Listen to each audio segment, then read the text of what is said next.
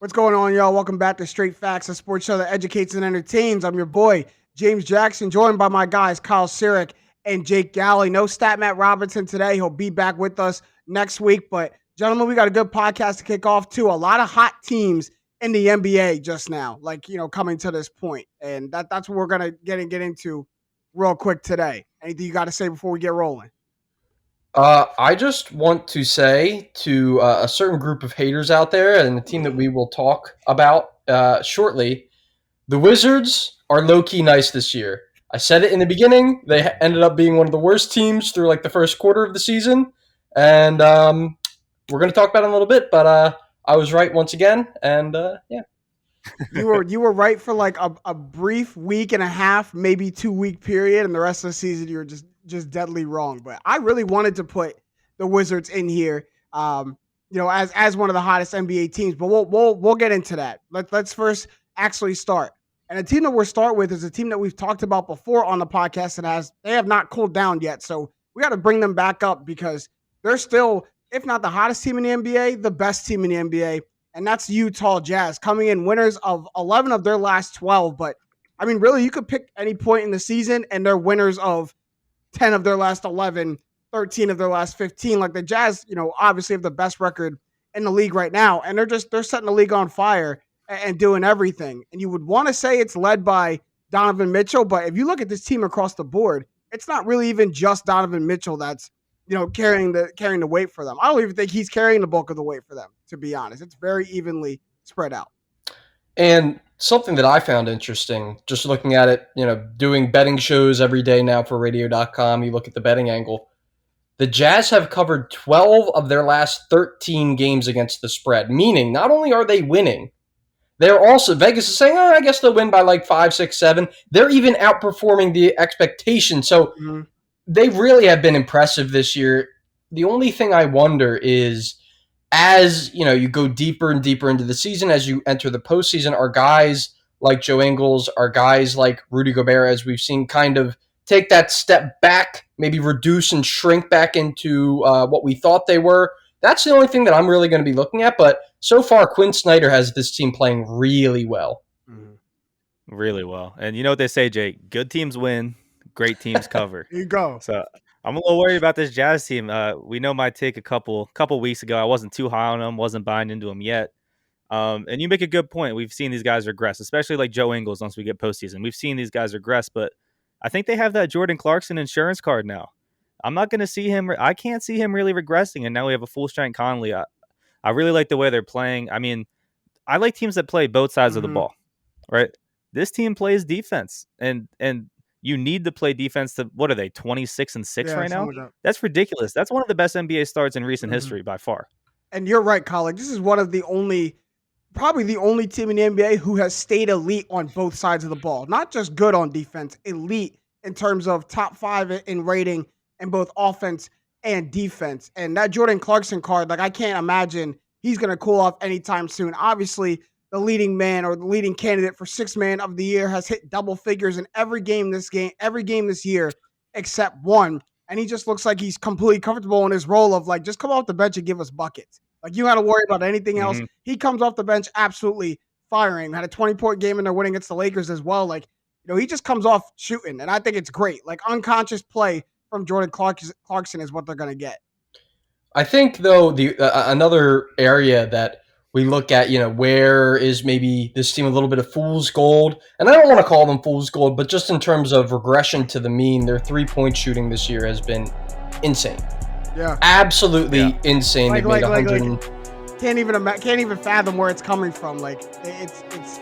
Well, it's because the way that they're built, and it's surprising when you have a guy like Rudy Gobert on the floor. There are other teams that, all 5 guys can shoot 3-pointers. Rudy Gobert, you rarely ever see him outside of the 3-point line, and for good reason. But from 3 this year, they've made 196 more shots than opponents have this year.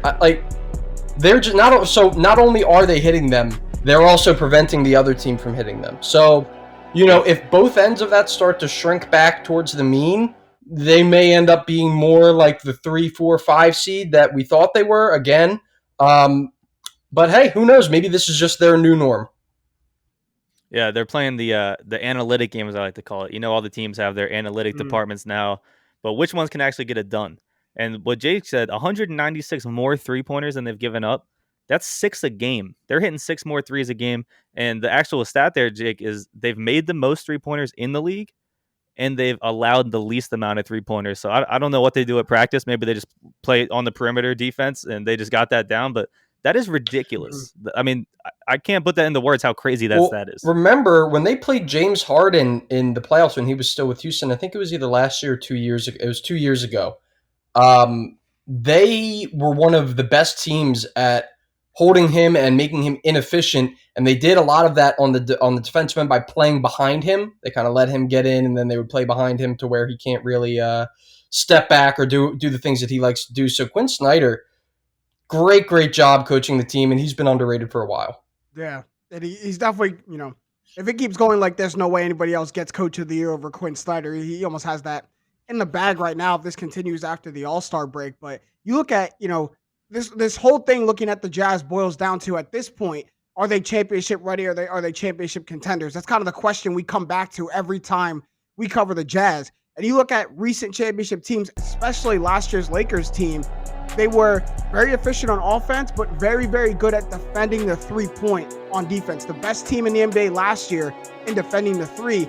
And when it's, this kind of NBA, this modern NBA, being good on defense is one thing. Being the best team in the league at preventing 3 pointers being made, I think gives you an extra leg up because that's how teams pull ahead. That's how teams get back into the game. That's how teams make their runs nowadays, is from the 3 point line. The Jazz never let you do that. And when they give it to you on the offensive end, this drone comes in a barrage. I don't know if you guys watched their game against the Lakers, but all of a sudden the Jazz started out a little rocky from three, and then all of a sudden, second and third quarter, they absolutely just made it rain. And everybody from Jordan Clarkson to Joe Ingles to Royce O'Neal, like every single person was hitting threes. And I believe in that game, Donovan Mitchell didn't even score his first point until like a minute and 30 left to go in the first half. Like he doesn't even have to pull this weight. And that's good because I think come playoff time, he's going to have to. And he's got all this saved up until then. So the Jazz are the best like team in the NBA. When I say Well, best team in the NBA, the most cohesive unit in the NBA I see is the Utah Jazz. Just there, straight there's up. there's good reason for that too. They are, I think, the longest. A lot of I don't know the exact stat, but they, I believe, have one of the longest tenured teams. As in most guys with Mhm. like 4+ years, 5+ years on the same team. That pays off. That pays off on the defensive end. That pays off when you're trying to work and build and grow offensively. And also, I think the NBA loves this because they say, look, see, you're a small market. You guys kept together. You didn't bring in any You could do huge it. free Yeah. agents. Yeah. And you're a good team. You guys are fine. We don't need to change anything. So Yep. that is one thing that's really stood out to me is how cohesive they are. Yeah. Don't let the NBA get their greedy paws all over that. They love that. They don't Right. want to change things. And Quinn Snyder too. Talking about tenure, Quinn Snyder's been there since Yeah. Mhm. 2015. I mean, Yeah, it's the they've same way. allowed this unit to grow together. And I think the Jazz have given more patience than most, if not any other team in the NBA, of allowing a one core to continue to take their lumps and keep moving and not, feel the need to change it up so much. They've done it really well. Before we move on to the next team, I just got to put this stat out there because I don't even know really what to do with these numbers, but we know that Shaq famously or infamously, his shtick on inside the NBA right now is to like go at players, to motivate them with like tough criticism. The first person he did it with, it was Donovan Mitchell back on January 21st. And a lot of people are crediting Donovan Mitchell for the Jazz success as they should be. But I looked at his numbers before and after the Shaq comments because Shaq almost tried to take credit for how good the Jazz are because Donovan Mitchell is their leader. Before the Shaq comments, Donovan Mitchell was averaging 24.3 points, 3.9 assists, 4.9 rebounds a game. Since Shaq's comments, 23 points, 5.2 assists, 5.7 rebounds a game.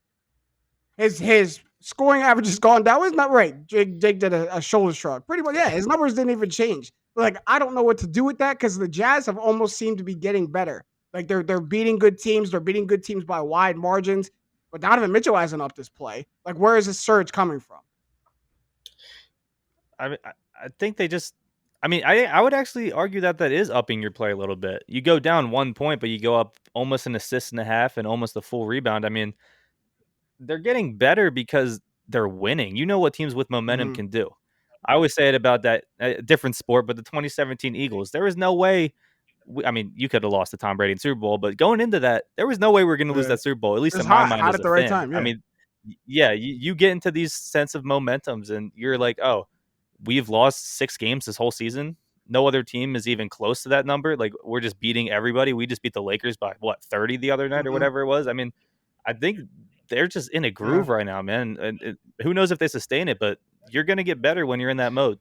Yeah, I just want to say about Shaq, and I don't know if he does it. Like, I don't know if you guys saw he does like what's his first name? What's his first name? I mean, I don't know how people like this content. Like, how you on TV and you don't know, like, he saw a picture of Malik Monk and didn't know who Malik Monk was. He said Eli. His first name, he thought his first name. Now, it may just be him playing dumb. I It think could that's what easily it be, is. but if it's not, if it's it's not, all I want to say is thank you, Christian Wood, for calling that man a casual to his Yeah. face.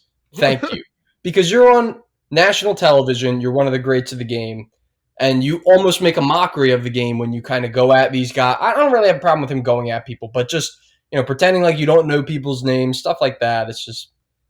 It's old hat to me. I don't like it. Yeah.